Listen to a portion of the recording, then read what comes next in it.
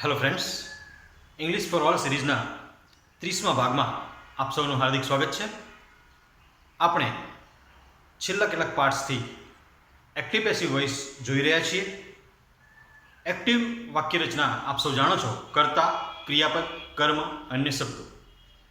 જ્યારે પેસિવ છે કર્મ, ટુ બીનું રૂપ, ભૂતકૃદંત, અન્ય શબ્દો, જો હોય તો, ન હોય તો બાય, અને બાય પછી જો કર્તા તરીકે નામ હોય તો નામ, અને જો સર્વનામ હોય તો એ સર્વનામની કર્મ વિભક્તિ મૂકીએ છીએ. આ હકારાત્મક વાક્યોની વાક્ય રચનાઓ જોઈ.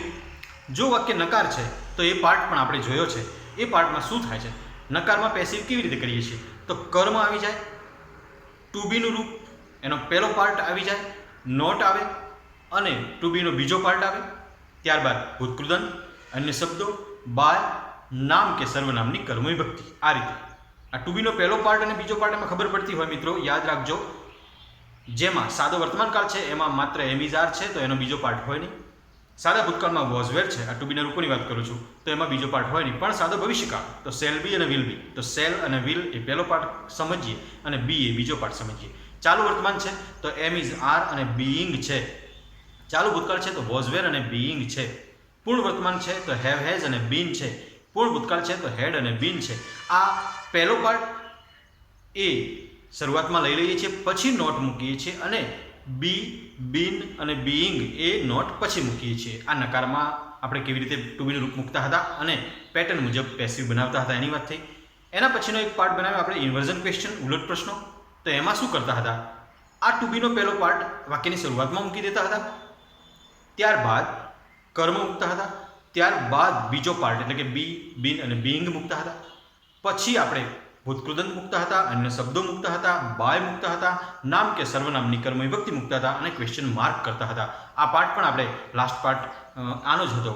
હવે આજે આપણે જોવું છે WH પ્રશ્ન હોય તો શું કરવું. તો WH પ્રશ્નમાં પણ સિમ્પલ જ બાબત છે, આપણે એક્ઝામ્પલમાં સમજીએ છીએ. એ પહેલાં થોડુંક વાત કરી લઈએ કે WH વર્ડ જે હોય, વોટ હોય, વેન હોય, વેર હોય, વિચ હોય, વુમ હોય, વૂઝ હોય, આ બધા WH વર્ડ્સ છે એ વાક્યની શરૂઆતમાં આવી જાય છે, ત્યાં જ રહે છે, એને ક્યાંય ડ્રોપ કરવાના થતા નથી. તો આ શબ્દ મૂક્યા પછી જે સાદી આપણી ઉલટ પ્રશ્નની વાક્ય રચના હતી એ પ્રમાણે જ જવાનું છે. ટુ બીના રૂપનો પહેલો ભાગ એટલે કે am is are, was were, shall, will, have, has, had આ છે. ત્યારબાદ કર્મ મૂકી દઈએ. ત્યારબાદ ટુ બીના ભાગનો જે બીજો પાર્ટ આપણે સમજતા હતા, બી, બીન કે બીઈંગ મૂકીએ. ત્યારબાદ ભૂતકૃદંત મૂકીએ, અન્ય શબ્દો મૂકીએ, અને બાય પછી નામ હોય તો નામ અને સર્વનામ હોય તો કર્મ વિભક્તિ મૂકીએ. આ રીતે આપણે WH વર્ડને સમજવાનું છે. એના એક્ઝામ્પલ જોઈએ, ચલો શરૂ કરી દઈએ. પહેલું આપણું એક્ઝામ્પલ છે when do you learn English. આ WH પ્રશ્ન છે, એમાં WH વર્ડ છે વેન. તો આપણે વેનને વાક્યની શરૂઆતમાં મૂકીશું, અને એ છે આ વેન. વેન મૂકી દીધો. ત્યારબાદ શું થયું, ટુ બીનું રૂપ મૂકવાનું છે. તો ટુ બીનું રૂપ કેમ આગળ મૂકીએ છીએ, પ્રશ્ન હોવાથી. આ WH વર્ડ કેમ આગળ મૂક્યો, WH પ્રશ્ન હોવાથી. આ સિમ્પલ બાબત સમજી લેજો. હવે વેન મૂક્યા પછી આપણે ટુ બીના રૂપની જગ્યા છે એ ટુ બીનું રૂપ મૂકવું છે તો કાળ જોવો પડશે. કાળ કયો છે, ડુ ઉપરથી ખબર પડે છે કે ડુ અને ડઝ એ સાદા વર્તમાન કાળમાં પ્રશ્ન બનાવવા માટે વપરાય છે. તો અહીં ડુ હતો તો સાદો વર્તમાન કાળ સમજો. સાદા વર્તમાન કાળમાં એમ, ઇઝ અને આર આવે છે, એ સિંગલ વર્ડ છે, તો એમાં બીજો પાર્ટ રહેતો નથી. તો અહીં ઇઝ મૂકવામાં આવ્યું છે. જુઓ, ઇઝ. કેમ ઇઝ મૂક્યું એ પણ સમજી લો જરા, કે આપણે સાદા વર્તમાન કાળમાં એમિઝારમાંથી લેવાનું હતું, હવે ઇઝ જ કેમ, કારણ કે કર્મ જોવાનું છે. કર્મ શું છે, when do you learn English. English એ કર્મ છે, અને ઇંગ્લિશ એ ત્રીજો પુરુષ એક વચન હોવાથી ઇઝ આવશે. એટલા માટે આપણે ઇઝને આગળ લીધું. વેન ઇઝ, હવે કર્મ લઈ લો ઇંગ્લિશ. કેવી રીતે બન્યું, WH વર્ડ પહેલા મૂક્યો, ટુ બીનું રૂપ મૂક્યું, હવે કર્મ મૂક્યું. આમ સામાન્ય રીતે કર્મ પછી ટુ બીનું રૂપ આવે એ પ્રશ્ન બનાવતી વખતે ટુ બીનું રૂપ વાક્યની શરૂઆતમાં આવી જાય છે. આટલું સિમ્પલ યાદ રાખવાનું છે. તો અહીં ઇઝ પછી ઇંગ્લિશ મૂક્યું. હવે પેટર્ન આપણી છે જ, કર્મ આવી ગયું, ટુ બીનું રૂપ આવી ગયું. હવે શું આવે, ભૂતકૃદંત. તો લર્ન જે છે એનું ભૂતકૃદંત લર્ન થાય છે, LEARN. લર્ન એટલે શીખવું, અને LEARNT એને છેલ્લે ટી લગાવીએ, લર્ન એટલે એ થયું લર્નનું ભૂતકૃદંત. તો વેન ઇઝ ઇંગ્લિશ લર્ન. હવે અન્ય શબ્દો નથી તો બાય મૂકી દો. બાય પછી નામ હોય તો નામ અને સર્વનામ હોય તો કર્મ વિભક્તિ. કર્તા તરીકે યુ છે તો એની કર્મ વિભક્તિ પણ યુ થશે, એટલે બાય યુ લખ્યું છે. મિત્રો ખૂબ શાર્પલી સમજજો. WH વર્ડ પહેલાં આવી જાય.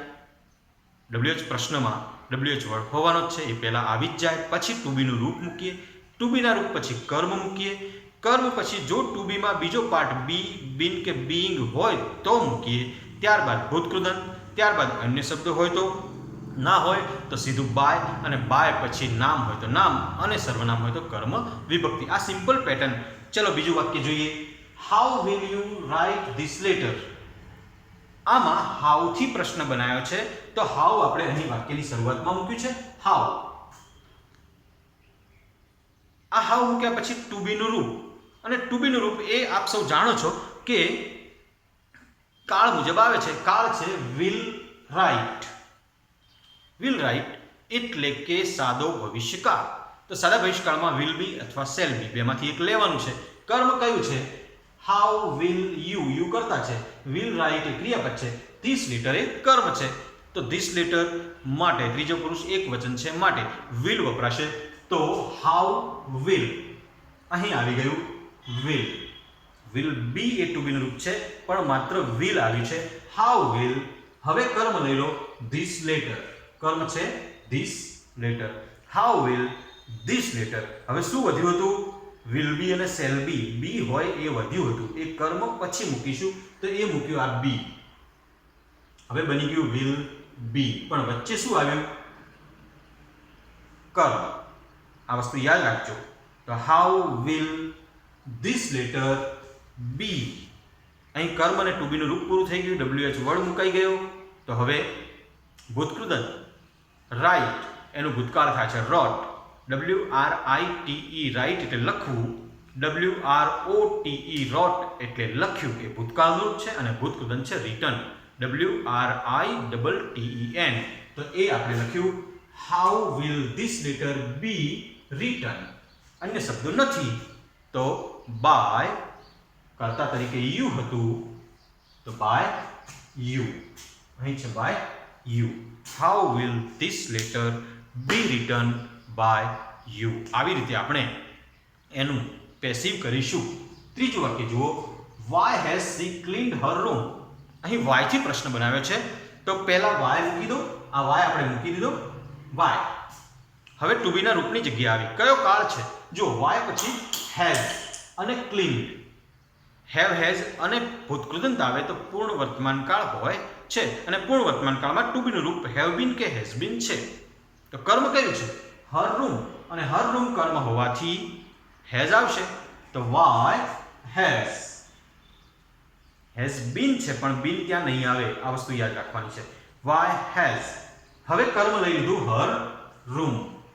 Y has her room. હવે પેલું બી નું રૂપ વધેલું છે બીન, એ મૂકવાનું છે. તો why has her room been. BEEN. Have been કે હેઝ બીન નો બીજો પાર્ટ. હેઝ કર્મ છે હર રૂમ અને બીન. હવે ભૂતકૃદંત. તો ભૂતકૃદંત છે ક્લીન.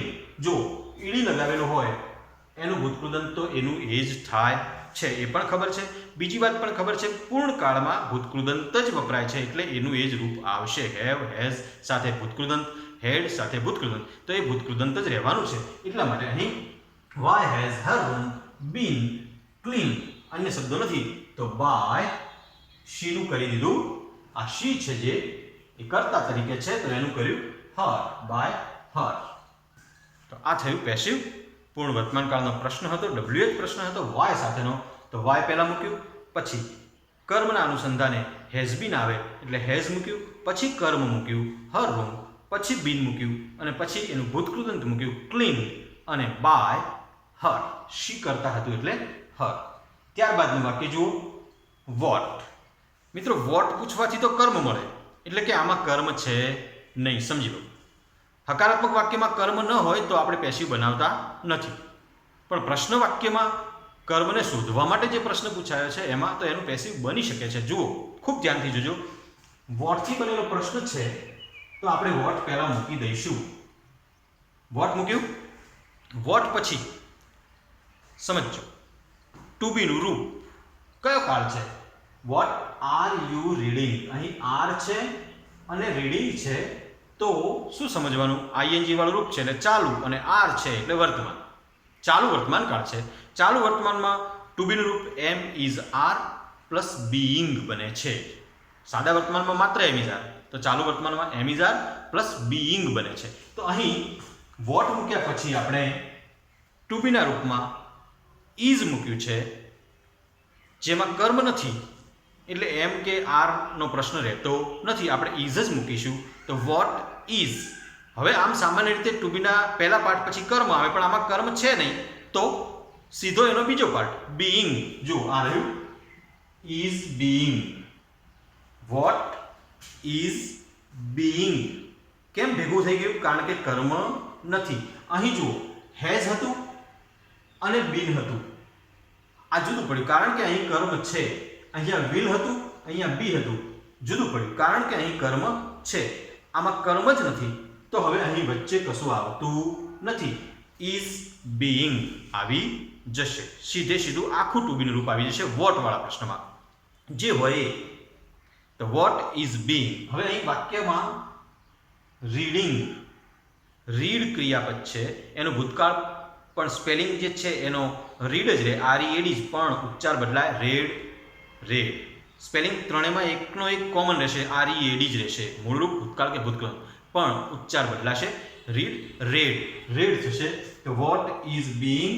આ રેડ છે, રીડ નથી, ભૂતકૃદંત છે, ભલે સ્પેલિંગ એનો એ જ છે. તો વોટ ઇઝ બીઇંગ રેડ. અન્ય શબ્દો નથી. તો બાય, હવે કર્તા તરીકે યુ હતું એટલે by you. What is being read by you. આ રીતે એનું પેસિવ આપણે બનાવ્યું છે. તો વોટ વાળા કોઈ પણ કાળના વાક્ય હોય આ રીતે, એમાં નવું કંઈ જ નથી, કર્મ મૂકવાનું નથી, બસ ધેટ્સ ઇટ.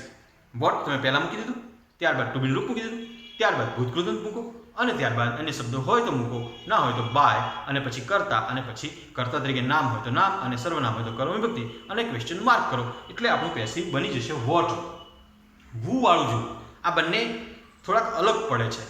વોટમાં કર્મ નથી અને વુમાં કર્તા નથી. હવે કર્તા જ ના હોય તો કર્તા તરીકે જે નામ કે સર્વનામ વપરાય છે એની આગળ આપણે બાય લગાવતા હતા. એ બાયનું શું કરવું? તો ચિંતા નહીં કરવાની. બાય વુ, વુ વુ એટલે કોણ, અને બાય જોડીશું એટલે કોના દ્વારા, એટલે બાય whom થશે. આ વસ્તુ ખાસ શીખજો. બાય whom,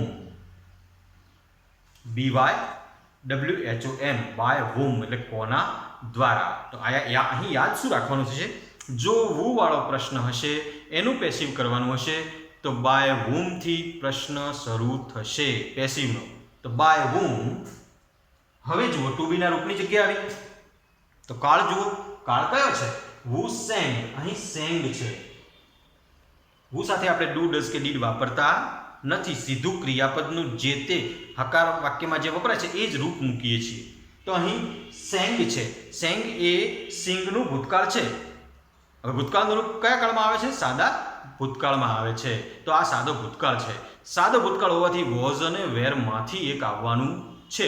અહીં who sang a song, A song છે, કર્મ એ સોંગ છે, એક વચન છે એટલે વોઝ આવશે.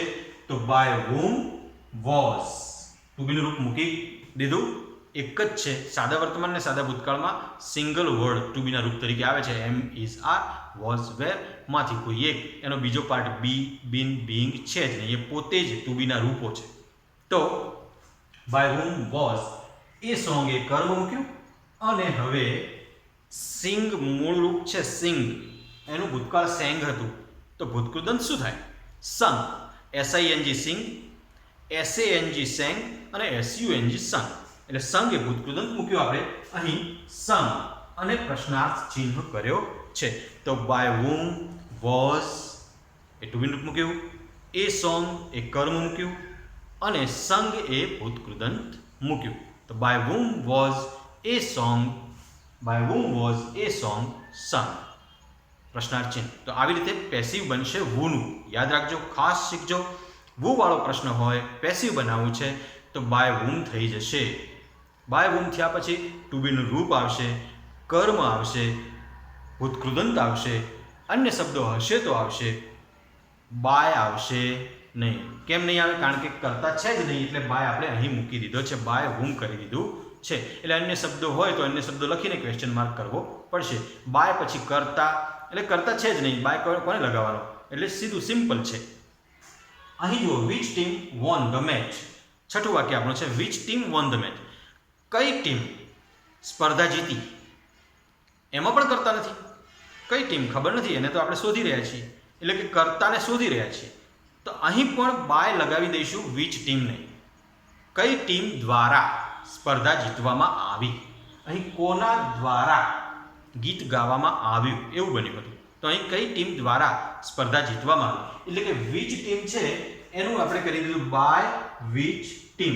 ધ્યાનથી જોજો, બાય વિચ ટીમ એટલે કે બાય વિચ ટીમને લગાવી દીધું, એટલે કઈ ટીમ દ્વારા બની ગયું એ કરતા સ્થાને જ રહ્યું. WH વર્ડ તરીકે સમજો તો એમ ત્યાં રહ્યું. હવે પેલી પેટર્ન છે જ ટુ બીનું રૂપ. ચલો, કયો કાળ છે? Which team won the match. Won એ વિન એટલે જીતવું, એનું ભૂતકાળ છે વોન, અને ભૂતકૃદંત પણ વોન છે. તો અહીં વોન ભૂતકાળનું રૂપ છે. હેવ હેઝ હોય તો જ ભૂતકૃદંત સમજવું, હેડ હોય તો જ ભૂતકૃદંત સમજવું. એ તો આપ જાણો છો, એક્ટિવમાં કાળ બધા જોયા છે. માત્ર ભૂતકાળનું રૂપ છે, એકલું, એટલે કે સાદો ભૂતકાળ છે. તો which team won the match. સાદો ભૂતકાળ છે તો વોઝ અને વેરમાંથી એક લેવાનું થશે. કર્મ છે ધ મેચ, ત્રીજો પુરુષ એક વચન એટલે વોઝ, ટુ બીનું રૂપ વોઝ જ આવશે. તો by which team was. By which team was. સમજો, ટુ બીનું રૂપ મૂકી દીધું વોઝ. હવે ભૂતકૃદંત, વિનનું ભૂતકાળ વોન હતું તો ભૂતકૃદંત પણ વોન જ છે. By which team was the match. હા, કર્મ લેવાનું બાકી રહી ગયું પાછું. ટુ બીના રૂપ પછી શું આવશે? કર્મ. The match. By which team was, આ વોઝ મૂક્યું, ત્યારબાદ કર્મ શું? The match. તો by which team was the match. આ ધ મેચ કર્મ છે, અને હવે ભૂતકૃદંત વોન, અને પ્રશ્નાર્થ ચિહ્ન, અન્ય શબ્દો નથી. By which team was the match won. જો અન્ય શબ્દો હોત તો યસ્ટરડે હોત દાખલા તરીકે, તો યસ્ટરડે લખીને પછી ક્વેશ્ચન માર્ક કરવો પડે. તો મિત્રો, WH પ્રશ્નો ખૂબ શીખવા જેવી બાબત છે. ખૂબ ધ્યાનથી જોજો, ખૂબ ધ્યાનથી શીખજો. કોઈ પણ ઇસ્યુ હોય, કોઈ પ્રશ્ન હોય તો મને કમેન્ટ બોક્સમાં લખજો. અહીં આપણે 3 વાક્યો આપ્યા છે હોમવર્ક માટે. વેર ડીડ યુ ટીચ હિમ? તમે મને કમેન્ટ બોક્સમાં આના જવાબ લખજો. ડીડ ઉપરથી, ટીચ ઉપરથી ખબર પડે છે સાદો ભૂતકાળ છે. વેર એ WH વર્ડ છે. પ્રશ્નનું કેવી રીતે બનાવવું તમે પ્રયત્ન કરજો. બીજું વાક્ય છે વોટ કેન ધે ડુ? આ સહાયકારક ક્રિયાપદ સાથે પ્રશ્ન બનાવ્યો છે, WH પ્રશ્ન બનાવ્યો છે. અને ત્રીજું છે why was Kanu watching A film? આ પણ WH પ્રશ્ન છે. વોઝ અને વોચિંગ ઉપરથી ખબર પડશે ચાલુ ભૂતકાળ છે. એ જવાબો તમારે કરવાના છે. તમે મને કમેન્ટ બોક્સમાં લખજો, તો આપણે ચર્ચા કરીશું. ક્યાંક ભૂલ થતી હશે તો સુધારી શકીશું. મિત્રો, ખૂબ ધ્યાનપૂર્વક એક્ટિવ પેસિવ વોઇસના બધા જ પાઠ જોજો. આપણે ટુ બીના રૂપ, એક્ટિવની રચનામાં ક્રિયાપદનું કયું રૂપ આવે છે, પેસિવમાં ટુ બીના રૂપ કયા આવે છે, ભૂતકૃદંત જ આવે છે, કર્તા વિભક્તિ, કર્મ વિભક્તિ, હકાર, નકાર, પ્રશ્નાર્થ, સાદા પ્રશ્ન અને WH પ્રશ્નો, આ બધું જ જોયું છે. અહીં એક્ટિવ પેસિવ આપણે પૂરું કરીએ છીએ, પણ ખૂબ ધ્યાનપૂર્વક આ આખો પાઠ જોઈને તમે મને ગમે ત્યારે કમેન્ટ બોક્સમાં લખશો તો આપણે ચર્ચા કરીશું. મારી ચેનલને હજુ સુધી જો સબસ્ક્રાઇબ નથી કરી તો નમ્ર નિવેદન, સબસ્ક્રાઇબ કરશો એને, અને વધુને વધુ મિત્રો સાથે એને શેર કરશો. અસ્તુ. ભારત માતા કી જય. વંદે માતરમ.